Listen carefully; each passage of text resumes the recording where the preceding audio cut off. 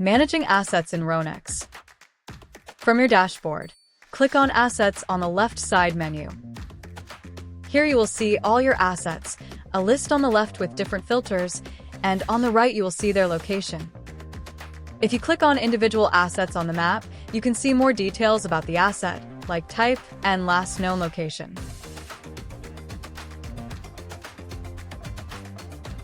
Note, if there are some assets you don't see on the map, it's because we haven't recorded their coordinates yet.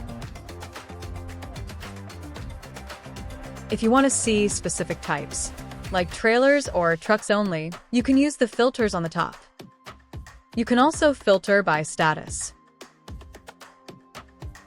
Make sure you reset the filters before searching, as this will search and apply any current filters too. Adding a new asset is super easy. Select the type to see different options for trucks or trailers. Enter details like unit number, VIN, make, model, and other important information. When you're done, hit Submit. That's how you can manage your assets in Roanex. Stay tuned for more videos like this.